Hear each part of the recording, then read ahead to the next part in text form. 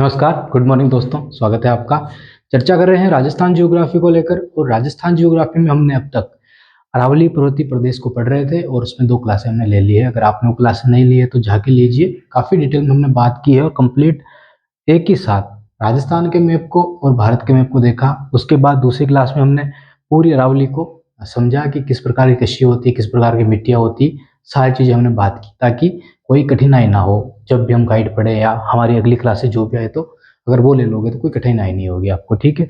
फिर आज हम बात करते हैं उत्तरी अरावली को लेकर। काफ़ी महत्वपूर्ण क्लास होगी, काफ़ी डिटेल में हम बात करेंगे, तो ध्यान से सुनना, ध्यान से समझना। मैप आपके सामने है क्लियरली, कौन सा जिला शामिल है सब कुछ यहाँ पे है, ठीक है। तो आपका काम है ध्यान से सुनना, ध्यान से समझना और अपने नोट्स तैयार करना है।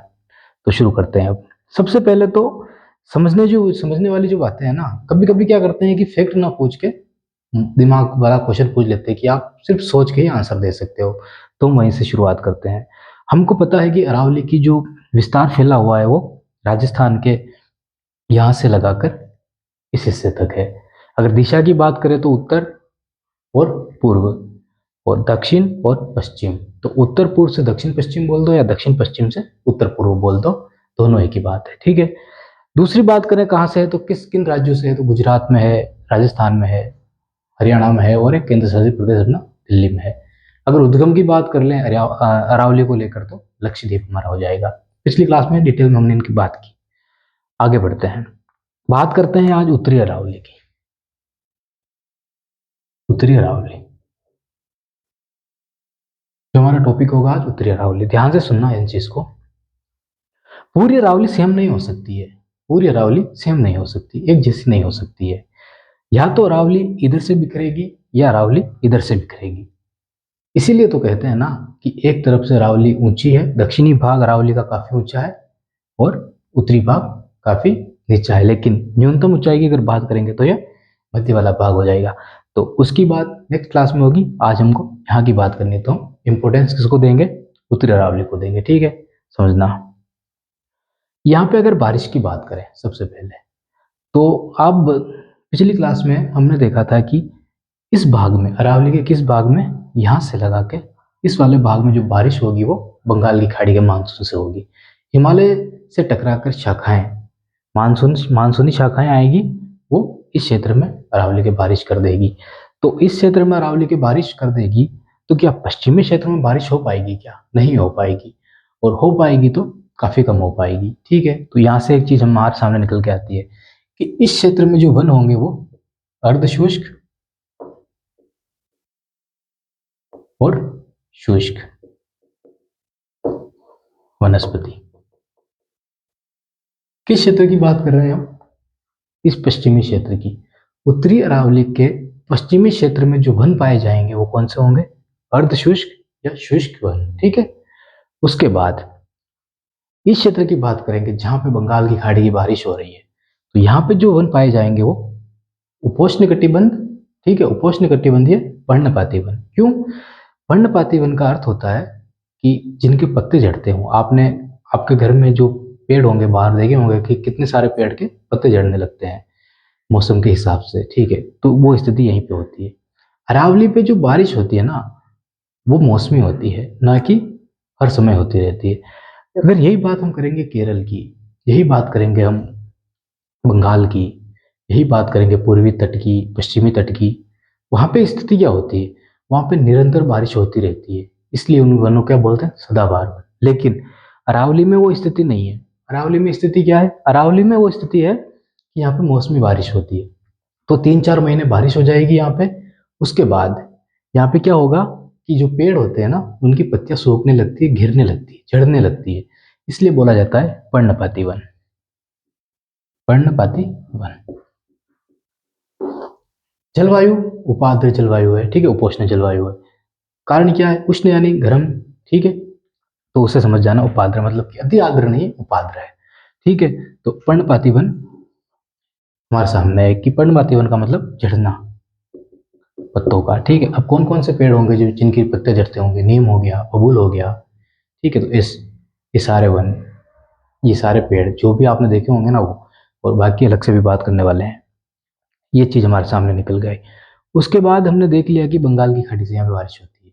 अब पूरी अरावली का हमने औसत निकाला था ना, तो हमने क्या निकाला था, लगभग 50 से 90 सेंटीमीटर यहाँ पे बारिश होती है, ठीक है। एवरेज हमेशा निकलता है, ध्यान रखना, पूरी अरावली को लेकर।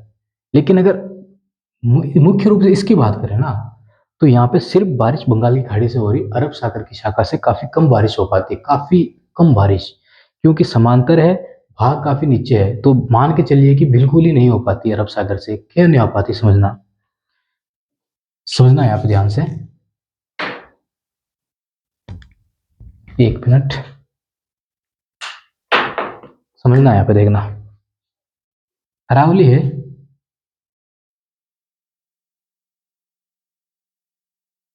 इस तरह का हिस्सा है, इस तरफ अरावली कैसी है, काफी ऊपर उठी हुई है, तो अरब सागर से शाखा आएगी, वो यहाँ पे टकरा के बारिश कर देगी।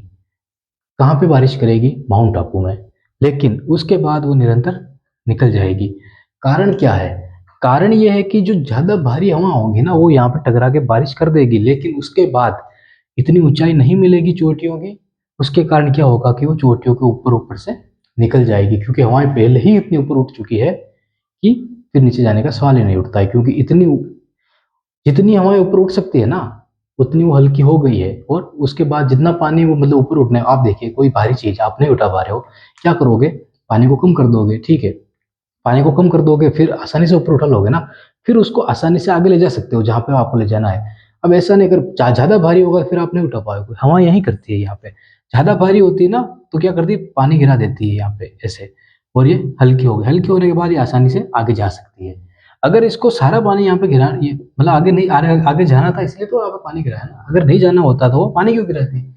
उसके बाद क्या, हल्की होने के बाद समांतर गुजर जाती है, इसलिए कहा जाता है, समझना कि अरावली के समांतर गुजर जाने का मतलब ये नहीं है कि अरावली के साइड से होकर गुजर जाना, नहीं, ऊपर से होकर गुजर जाती है। लेकिन कारण क्या है, कारण ये है कि शुरुआत में यहाँ पे चोटियां बड़ी मिल जाती है, माउंट आबू। अगर अरावली की चोटियां यहाँ पे बड़ी होती ना, तो पूरी अरावली में इतनी शानदार बारिश होती कि कोई सोच भी नहीं सकता था। लेकिन यहाँ पे ज्यादा ऊंची चोटियां आने के कारण क्या हुआ कि यहाँ पे बारिश नहीं हो पा रही है, समझना इस चीज को, यहाँ पे बारिश नहीं हो पा रही है, किस अरावली में नहीं हो पा रही है बारिश, उत्तरी अरावली में नहीं हो पा रही है, ठीक है। कारण क्या है, कारण है यहाँ पे जो भाग है ना, वो मैदानी भाग है, और हल्की चोटियां है यहाँ पे। अब चोटियां सब जगह होगी, ऐसा नहीं है कि यहाँ पे जो चोटियां मिलेगी आपको 1000 मीटर ऊंचाई तक की चोटियां मिलेगी, देखेंगे अब रघुनाथगढ़ चोटी है 1055 मीटर ऊंची है, ठीक है, तो ये सारी चोटियां ही बना रखी है, जिन जिलों में इंपॉर्टेंट चोटियां है ना वो बना रखी है, तो वो, लेकिन वो उसको आगे देखेंगे, पहले हम समझ लेते हैं, हमारे दिमाग से क्वेश्चन तो राइट कर सकेंगे ना। तो यहाँ पे मैदानी भाग हो गया, अब समझना है यहाँ पे, मैदानी भाग हो गया यहाँ पे, तो यहाँ पे अरब सागर की जो शाखा होती है वो समांतर आगे गुजर जाती है, हवाएं होती, मानसूनी शाखाएं क्या होती है, हवाएं होती है, जिनके अंदर थोड़ा पानी होता है, ठंडी होती है, गुजर जाती है, ठीक है। अगर कोई अवरोध आएगा तो वो पानी वहां पे गिरा देगी, बस यही चीज चलती रहती है। और जहाँ पे भी हवाएं रुकेगी वहां पे बादल इकट्ठे होने लगेंगे और बारिश कर देंगे। इसीलिए तो आपने देखा होगा जब भी बारिश होगी तो पहले बादल काले होंगे, और हम नहीं कहते हैं कि आप बादल पानी लेके आ रहे हैं, तो वास्तव में वो इकट्ठे हो रहे हैं एक जगह और फिर वो पानी बरसा देते हैं अपना, ठीक है, ये सारी चीजें चलती है। अब आगे समझना, हमने ये बात कर ली कि यहाँ पे बारिश नहीं हो पाएगी, अब खेती कैसे होगी, यहाँ पे बारिश नहीं हो पाएगी, तो समझना इस चीज को कि बंगाल की खाड़ी से जो बारिश होती है ना, वो कहीं ना कहीं यहाँ पे बारिश होती है। तो चार चीजें हमारे सामने निकल के आएगी, यहाँ पे बंगाल की खाड़ी से बारिश हो रही है। तो पहली चीज, हमारा पहला पॉइंट हमारा बनता है यहाँ पे, वो है कि यहाँ पे बारिश के बाद और बारिश के समय में, बारिश कब होगी, जून जुलाई में, ठीक है, जून जुलाई अगस्त, तो सितंबर और अक्टूबर में यहाँ पे मतलब कि बारिश के वक्त यहाँ पे खेती की जा सकती है, ठीक है, और अच्छी फसल पैदा की जा सकती है। उसके बाद सर्दियाँ आती है, सर्दियों में भी अच्छी यहाँ पे खेती की जा सकती है, लेकिन सिर्फ उन भागों में जहाँ पे या तो लाल पीली मिट्टी है, लाल पीली और भूरी मिट्टी पाई जाएगी, या जलोढ़ मृदा पाई जाएगी, इन दोनों क्षेत्रों में भी सर्दियों में की जाएगी। समझना कि हमने यहाँ पे दो तीन नदियां बनाई है, कांतली नदी हो गई, यहाँ पे बाणगंगा नदी हो गई, हरियाणा में है एक दो नदियां, ठीक है, तो ज्यादा नदियां नहीं लेंगे यहाँ पे, भीड़ इकट्ठी नहीं करेंगे, समझने के लिए बस बना दी, बाकी नदियों के टॉपिक में नदियां ही पढ़ेंगे, और यहाँ पे सिर्फ यही पढ़ना है, ठीक है। तो समझना, ये नदियां होती है ना, अब यहाँ पे नदियां हमने पढ़ी थी शेखावाटी क्षेत्र में, और शेखावाटी क्षेत्र लो, ये देख लो, ये पास में आ रहा है बिल्कुल ही। तो यहाँ पे जो नदियां होती है, वो अंडरग्राउंड होती है, अंतर प्रवाह नदियाँ होती है, बाहर नहीं होती। लेकिन जैसे ही यहाँ पे बारिश आएगी, ये छोटे छोटे नाले के रूप में दिखने लगेगी हमको, और जैसे ही बारिश का मौसम गया नदियाँ गायब। ऐसा होता है यहाँ पे, ठीक है। तो थोड़ी देर दिखती है फिर बंद हो जाती है दिखना। तो जब दिखती है ना, तब ये अरावली की चोटियों से उपजाऊ मिट्टी लेके आती है। उपजाऊ मिट्टी, उस मिट्टी का नाम क्या है? नदियों के द्वारा लाई गई नवीन जलोढ़ मिट्टी होती है। कैसे बनती है? तो हमने पिछली क्लास में भी इस चीज को देखी थी कि इस तरह चट्टान होती है, इसमें दरारें होती है, और जब भी बारिश होती है, जब भी होती है, तो वो पानी इन चट्टानों में भरने लगता है। और इस पानी के साथ साथ सड़े गले पेड़ पौधे, हड्डियां, ये सारी इनके अंदर जमने लगती है। और ये प्रोसेस हजारों लाखों सालों तक चलती है। चलने के बाद जब बारिश होती है तो इनका कटाव होता है। कटाव होने के कारण क्या होता है कि इनसे मतलब कि उपजाऊ मिट्टी निकलती है, और वो उपजाऊ मिट्टी एक क्षेत्र में जाके जमा होने लगती है। तो यहाँ पे जो मैदानी इलाका है ना कहीं कम इलाके में भी पर जलोढ़ मिट्टी जमा होती है। उसी जलोढ़ मिट्टी में यहाँ पे गेहूं पैदा कर सकते हैं, सरसों पैदा कर सकते हैं, ठीक है। तो खाने पीने की ठीक ठाक चीजें यहाँ पे पैदा हो सकती है। और दूसरी बात करें तो इन ढालों के साइड में, खड़ी खड़ी चोटियों के साइड में, बिल्कुल ही खड़ी में, ठीक है, पहाड़ी मृदा पाई जाती है। बिल्कुल ही पत्थर बहा बहा के लाई गई मृदा होती है वो, और उसमें खेती बिल्कुल भी नहीं की जा सकती है। तो इन चोटियों के जो मतलब किनारे होते हैं ना, यहाँ पे उपजाऊ नहीं होते हैं, बिल्कुल खेती नहीं की जा सकती। पिछली क्लास में ये भी बात कर ली थी। उसके बाद दूसरी बात अगर हम देखें तो ये इलाका है ना, शेखावाटी प्रदेश हमने पढ़ा था। तो हमने यहाँ पे कौन सी मिट्टी पढ़ी थी? वही मिट्टी इसके किनारे पे पाई जाएगी। तो यहाँ से जो नदियाँ निकलेगी यहाँ से, और जो पानी लेके इधर जाएगी, तो उस मिट्टी में पानी सोख लेगी, सॉरी, नहीं सोख पाएगी, और पानी अंदर चला जाएगा। मतलब कि मिट्टी उस पानी का नमी धारण नहीं कर पाएगी। मतलब कि मिट्टी ज़्यादा दिन तक गर्म नहीं रह पाएगी, मतलब ठंडी नहीं रह पाएगी, जल्दी सूख जाएगी। उसके कारण वहाँ पे पैदावार अच्छी करना असंभव हो जाता है। लेकिन कुछ क्षेत्र ऐसे हैं जहाँ पे जमीन के अंदर से पानी निकाला जा सकता है। तो इस क्षेत्र में जमीन के अंदर से जो पानी निकाला जाएगा ना, तो सिंचाई के साधन बनाए जा सकते हैं, और वहाँ पे जैसे कि बाजरा हो गए, ज्वार हो गए, तो इस तरह की फसल की जा सकती है जिनको काफी कम पानी की आवश्यकता होती है। किसकी बात हो रही है? उत्तरी अरावली की बात हो रही है। ये पॉइंट हमारा निकल के आया। उसके बाद हम और क्या निकाल सकते हैं, तो देखना यहाँ पे जिलों की अगर बात करें तो जिले कौन से हैं इसमें? झुंझुनू हो गया, सीकर हो गया, ठीक है। यहाँ पे जयपुर हो गया, अलवर हो गया, खेरतल तिजरा हो गया, और कोटपुतली भरौड़ हो गया। ये जिले हो गए। इधर हल्का फुल्का दौसा आ जाएगा, इसमें शामिल कर लेंगे, अलवर हो जाएगा, और नागौर इसमें शामिल होता है, हल्का सा भाग। और सांभर झील है ना, सांभर, नागौर में सांभर, सॉरी, डिडवाना कुचामन, नागौर नहीं, डिडवाना कुचामन में सांभर जो झील है ना, उस सांभर झील से लगा के खेतड़ी झुंझुनू तक अगर राजस्थान की बात करें तो, और बाकी दिल्ली की रायसीना हिल्स तक ये अरावली फैली हुई है, दिल्ली की रायसीना हिल्स। और आखिरी दिल्ली सुपर जायंट की जो चट्टानें हैं जिनका निर्माण अरावली से भी पहले हुआ, कहीं ना कहीं वो अरावली के स्थिर रहने का कार्य कर रही है। और वो चट्टानें काफी ज्यादा ठोस है, ज्यादा काफी खतरनाक चट्टानें हैं, मतलब कि काफी ज्यादा प्रोसेस हुई है ना, तो काफी ज्यादा ताकतवर हो गई है। तो उनके अंदर से धातुएं जो निकल रही है वो काफी मजबूत धातुएं निकल रही है, जैसे लोहा, तांबा, सीसा, जस्ता, इस तरह की। तो वही चीज इसी अरावली में पाई जाती है। तो यहाँ पे दो तरह की चट्टानें होती है, एक तो क्वार्टरजाइट और एक फाइलाइट। क्वार्टरजाइट जो होती है वो लंबवत होती है, मतलब लंबी लंबी चट्टानें, और जो फाइलाइट होती है वो धारीदार होती है, ठीक है। तो ये चीज हमारे सामने थी। उसके बाद हमने अगर कोई पॉइंट छूटा हो तो देख लेते हैं एक बार। 2 मिनट।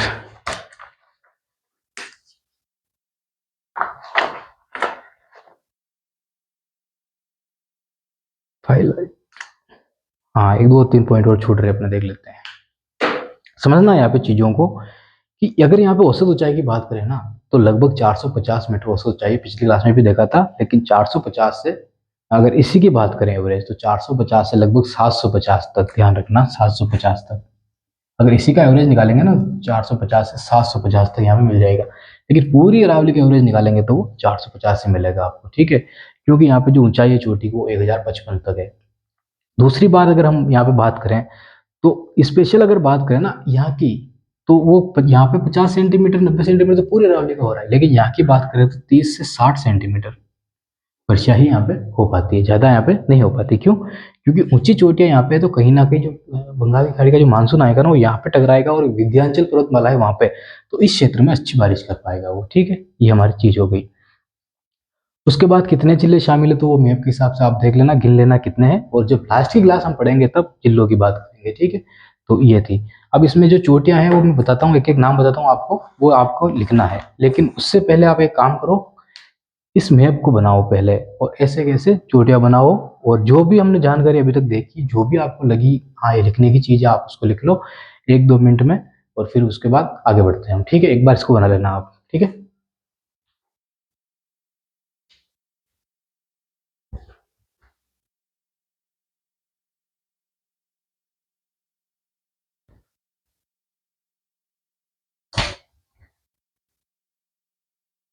आराम से बनाना, याद करते हुए बनाना, चीज़ें आपको समझ में आए वो। ठीक है, समझ में आए। अगर समझ में कोई चीज़ नहीं आ रही है तो कमेंट कर देना, वापस समझा देंगे।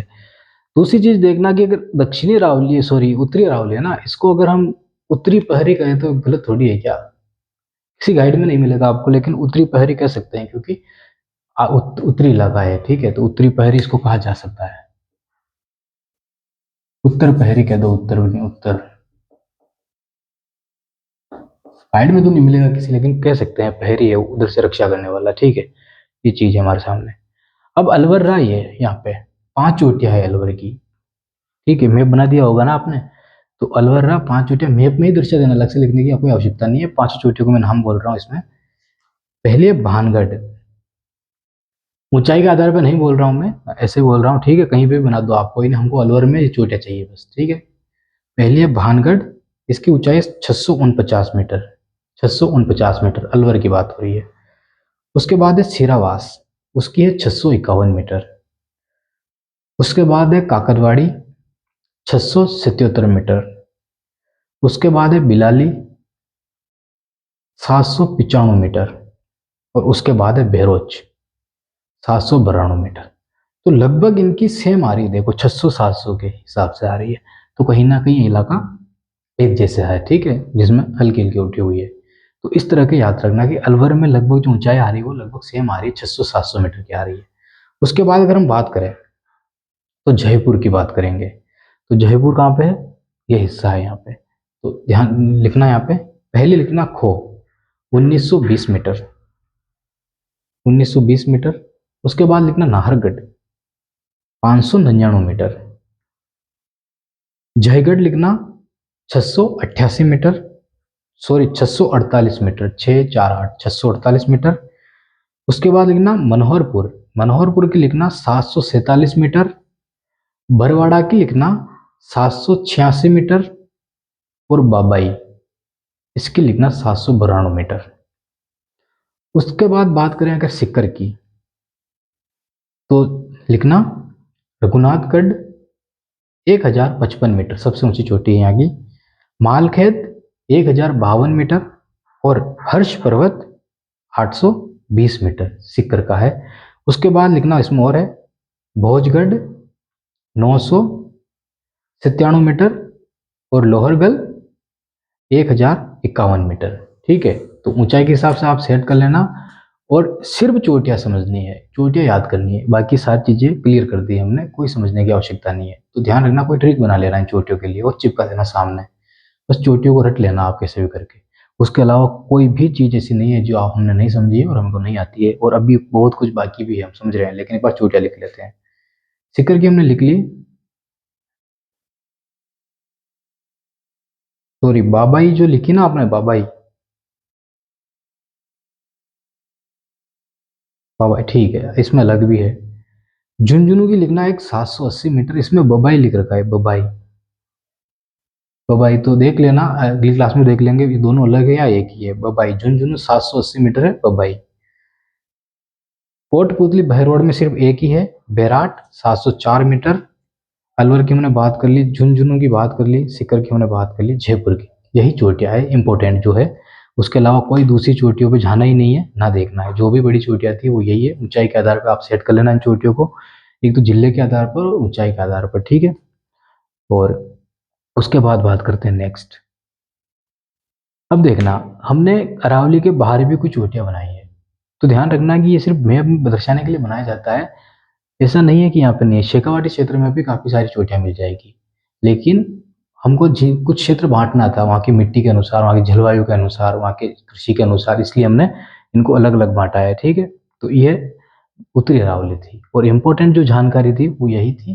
खेती यहाँ पे नहीं हो पाती, काफ़ी कम हो पाती है, लेकिन इस क्षेत्र से ज़्यादा हो पाती है, अरावली के इस क्षेत्र से ज़्यादा हो पाती है। ठीक है, ये ध्यान रखना कि यहाँ पे देखो उठा हुआ भाग है, ऊपर उठा हुआ, बिल्कुल ही ऊपर उठा हुआ भाग है, पहाड़ियाँ है, कहीं ऊंची ऊंची नीची जगह है, तो खेती कैसे हो पाएगी। पर्यटन क्षेत्र है तो हिल्स बना हुआ है माउंट आबू का, यहाँ पे विस्तार ही नहीं है इतना।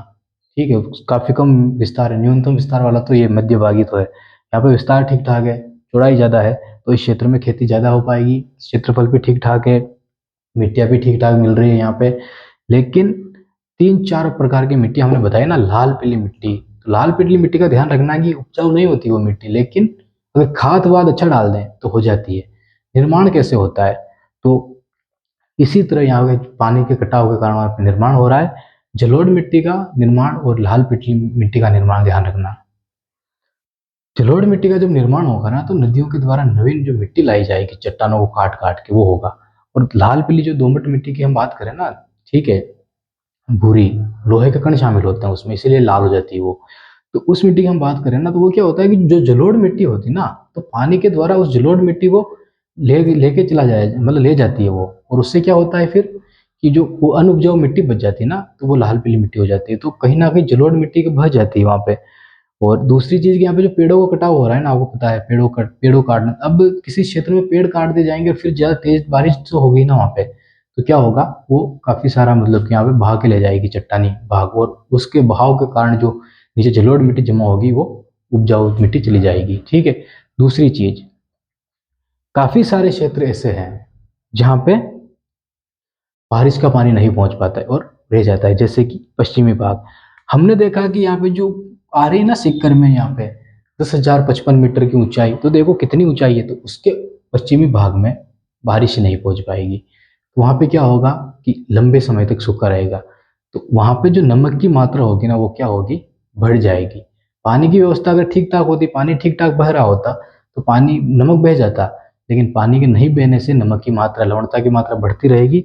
एक कारण ये भी है कि पश्चिमी अरावली में उपजाऊ नहीं हो पाती है, ठीक, ज़्यादा उपजाऊ नहीं होती। तो कहीं ना कहीं नमक वाली मिट्टी, क्या बोलते हैं उसको, लवणता युक्त मिट्टी, ठीक है, रेतीली मिट्टी, वो यहाँ पे भी पाई जाती है दक्षिण अरावली में। ये जानकारी थी, जितनी हम पढ़ सकते थे, वो सॉरी दक्षिणी नहीं, उत्तरी अरावली, जितना पढ़ सकते थे, जितना मतलब सोच सकते थे, हमने सोचा और समझा इस चीज़ को। और उसके बाद हम बात करेंगे मध्य अरावली की। आज की क्लास कैसी लगी कमेंट करना और बताना। बहुत बहुत धन्यवाद आपका, मिलते हैं नेक्स्ट क्लास में।